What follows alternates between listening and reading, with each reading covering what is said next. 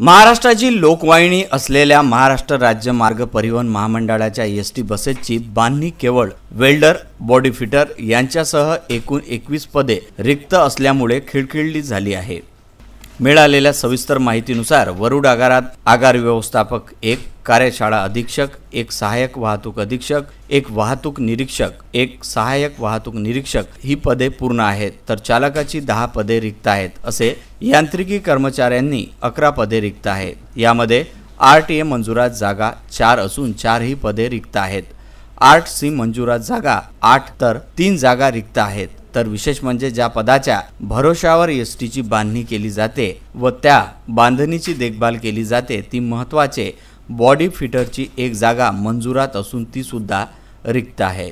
तसेच वेल्डर म्हणजे जोडारी या पदाची जागा मंजूर असून ती सुद्धा रिक्त असल्यामुळे वरुड डेपोच्या बसेसच्या सीटा तुटलेल्या अवस्थेत आढळून येतात। त्यामुळे या जागा भरणे अत्यंत महत्त्वाचे आहेत। तर प्रवाशांना सेवा देण्यासाठी व एसटी बस चालवण्यासाठी लागणाऱ्या चालकांची संख्या सुद्धा महत्त्वाची असून वरुड आगारात एकूण 111 चालकांची पदे मंजुरात असून केवळ 96 चालक उपलब्ध आहेत। तर याउलट वाहक मात्र जास्त प्रमाणात उपलब्ध असल्यामुळे त्यांना कामगिरी मिळत नसल्याची वास्तविकता आहे। त्यामुळे अमरावतीचे विभाग नियंत्रक श्रीकांत गबने यांनी 5 ते 6 महिन्याआधी वरुडला असलेली चालकांची कमतरता भरून काढणार व वरुडला 8 चालक देणार असल्याचे सांगितले होते, परंतु अजूनपर्यंत सुद्धा वरुडला चालकांचा पुरवठा करण्यात आला नसल्यामुळे अधिकारी सुद्धा लोकप्रतिनिधीसारखे आश्वासन देऊन मोकळे होत असल्याचे चित्र आहे। तर विभाग नियंत्रक महिन्याभरात 2 ते 3 चक्रा वरुडला मारतात तरी सुद्धा विभाग नियंत्रकांना वास्तविकता दिसत नसेल तर मग विभाग नियंत्रक फक्त